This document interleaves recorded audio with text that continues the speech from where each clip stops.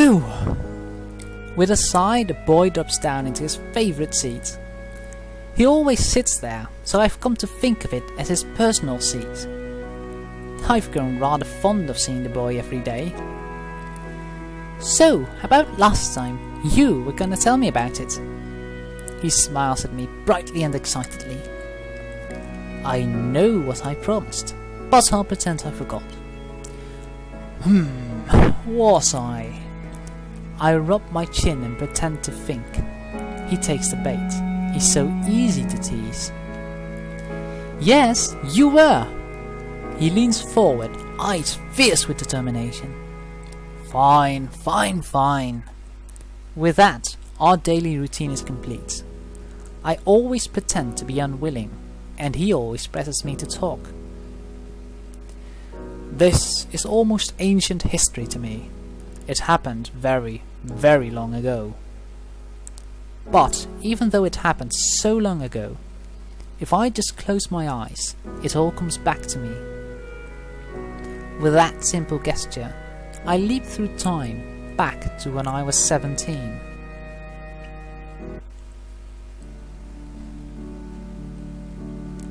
Years ago, on June 21st. Whew, it really is hot. But then, summer has just begun. It's meant to be hot. Just sitting in the sun makes me feel all dull and drowsy. But if I fall asleep now, I'll be late. It's almost that time of the day after all. The time of day I usually go out. Most of my friends spend their holidays cooped up inside all day. Me? I can't stand being inside all day. People under the age of 60 have no business locking themselves up indoors, after all. That's why I go out whenever I can. Before I leave, I always send Mum a text to tell her. I think that's a good habit, although my friends think it's silly, because I never stay out too long. Hi Mum, going out for usual, BB before dinner. I used to write long text messages, but Mum's gotten used to my habit now, so I don't need to. With that, I am ready to go. See you soon, home. When I get on the bus, the driver is all smiles. Today again, Davis. I go by bus at this time so often, the driver and I know each other well. That's right, Mr. Farewell. I fish the money for a ticket out of my pocket, and with a trained gesture hand it to the driver, and he returns my practiced gesture with one of his own. We exchange money and ticket at the same time. Once before, Mum had laughed when she had seen this exchange. Have a nice trip, Farewell grins, tipping his hat to me. Supposedly, he used to work for some rich guy somewhere. Why he quit working for that man and became a bus driver in this remote town is beyond me. But Farewell's a nice man and I like him, so I'm not complaining. Taking the bus every Friday is my routine, more or less. And every Friday without fail, Farewell is a driver. Because the bus only travels around town, it seems the drivers have a fixed schedule. I always sit near the back. After all, that's where my favourite seat is. Third from the back, window side.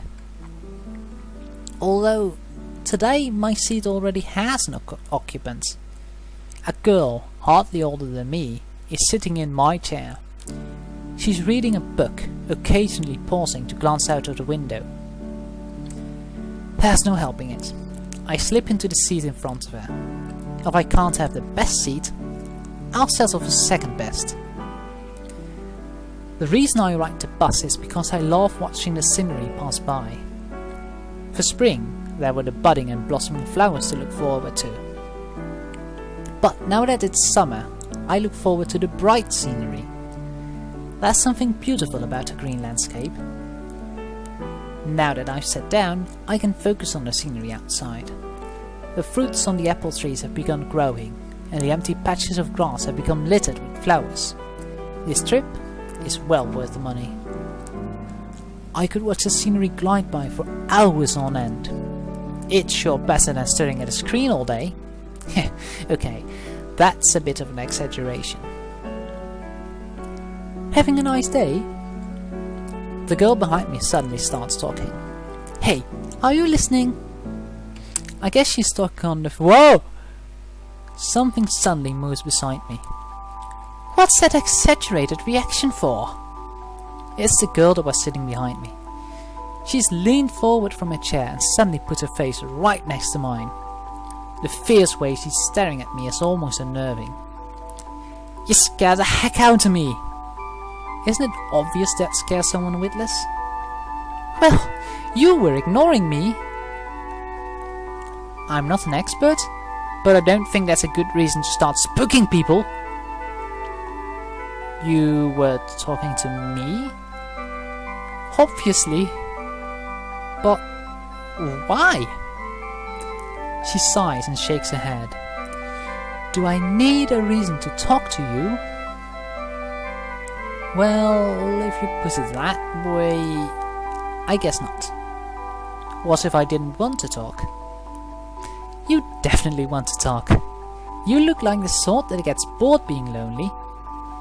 She grins as she says this, the very pink of confidence. So, what were you smiling about just now? She asks. No reason at all. Some thoughts are just too embarrassing to be shared. Just tell me already. I guess there's no helping it. I'll have to lie to her. Well, I just won the lottery. She groans and rolls her eyes. If you want to tell a lie, at least make it a good one. Okay, I just got a good grade on my test. The holes started 2 weeks ago. Well, that's true. Oh, forget it. I'm bad at telling lies. I just thought the scenery was nice. The girl doesn't say anything. I have no idea what goes on in that head of hers. She nods at me just then and grins again. That's good enough. A silence falls between us. It's awkward. I was kind of hoping you'd have something to say. The girl speaks up, looking at me in a way I can't quite put home. Well, didn't you want to talk with me about something? Did she begin talking to me for no reason at all? She must be bored. I was just curious. I was hoping there'd be something to talk about. We both fall quiet again. Then, suddenly, she begins to laugh. It's a pleasant sort of laugh. Just look at me, she smiles at me.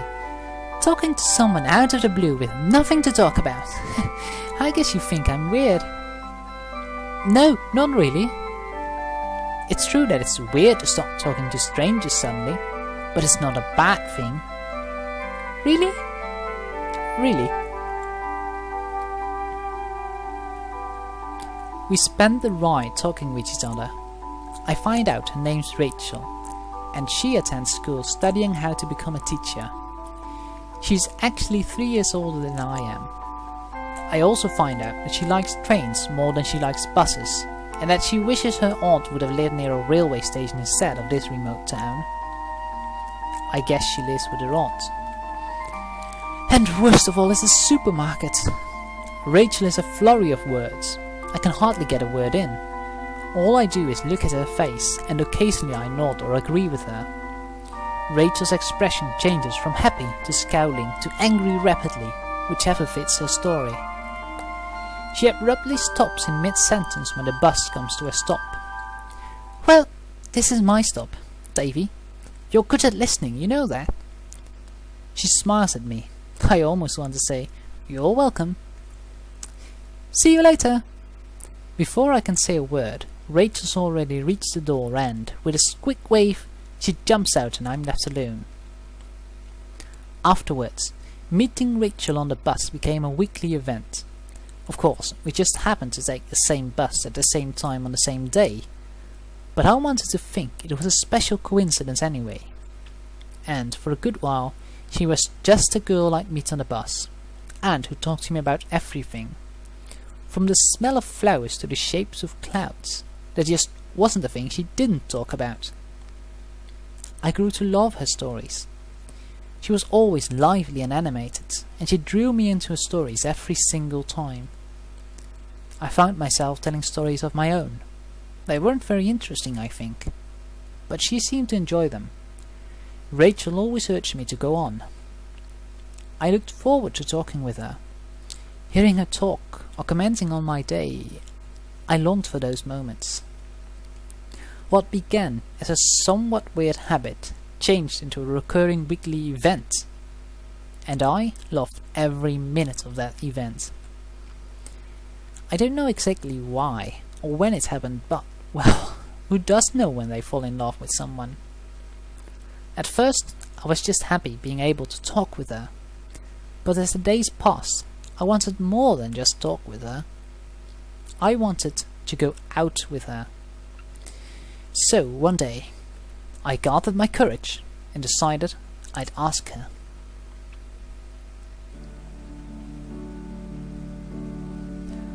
On August 4th, I set out to ask her out. I hope this'll go well. I've never asked a girl out before. What do I say? When do I say it? And, more importantly, how? I've asked myself these questions countless times at night, so much that I could hardly sleep. In the end, I still don't know the answers. All I know is that it's sink or swim. I'll definitely ask her today. I have to, I promise myself. If I don't dare to ask her out today, I'll never dare to. Feeling a little ill, Davis? Farewell frowns at me. He looks concerned. It's nothing, I'm fine, I tell him. Farewell laughs and holds my ticket out to me. Without a word, we exchange ticket and money. Each step further into the bus takes me closer to her, closer to the moment. I want to be close to her, but I also want to be away from her. What face will she make if... No, when I tell her I love her? Well then, moment of truth. Words don't fail me now. Hey, Rachel! My cheery greeting is practiced from weeks of meeting her. Rachel, as always, will respond with a big grin and say, "You're late," or something like that. At least, she's supposed to, but not today for some reason. She looks different, glum. Is everything alright? I seat myself next to her. Now that I'm up close, I can actually see that she's cried. Her red eyes are irrefutable proof of this. Hey, Davy. Rachel's voice is weak and unlike her. I wonder what's wrong with her. Should I ask? I should ask. There's no question whether I should ask or not. Did something happen? Rachel looks at me. I can see her teared up eyes. Weakly she replies, "Everything's gone wrong, Davy. Everything." I don't know what's happened, but for the cheerful Rachel to be this upset, it must be something terrible. Do you want to talk about it? Rachel smiles at me. It looks forced, weakly and fragile, but still precious. Thanks, Davy. It's just, well, you know the guy I talked to you about? She's talked a few times about this guy she admires, who is always supportive of everyone around him. A great guy, she's assured me, who's always ready to help, and whose cheer sparks up any day. I've always imagined him as Rachel's male counterpart. Well, Rachel hesitates for a moment, but then carries on. I guess I fell for him one day. When I told him today, he said he just couldn't... She struggles to keep her tears in. That he couldn't see me as his girlfriend. She loved him. He turned her down. I love her. Will she turn me down? All that time at night, worrying over how to tell her I like her, all seems so meaningless now. She already has someone she likes, and for me, who she did not like, what use is there in confessing now? Nothing will come of it. I know Rachel's talking on. I can hear her voice, but I don't understand the words. I don't want her. I want to hold her and tell her I love her. I want to scream and yell and love her. I want her to love me. I want to hold her. But she loves someone else, and he turned her down. Davy, thanks for listening. I just nod. I don't know what else to do but nod. All I do is watch her leave. Watch her sad figure disappear into the horizon as the bus drives on. All I do is watch my first love disappear from view. After Rachel had left, I couldn't stop my tears. Farewell noticed when I reached my stop, and he had kindly sat beside me. He even called in a colleague to take his shift, and he walked me home. I talked to him about Rachel and my feelings, and he had listened, patiently and sternly. In the end, that was the last time I'd ever seen Rachel. I didn't dare face her, so I didn't take the bus for 2 weeks. When I took the bus again, she wasn't there anymore. I wonder what became of her.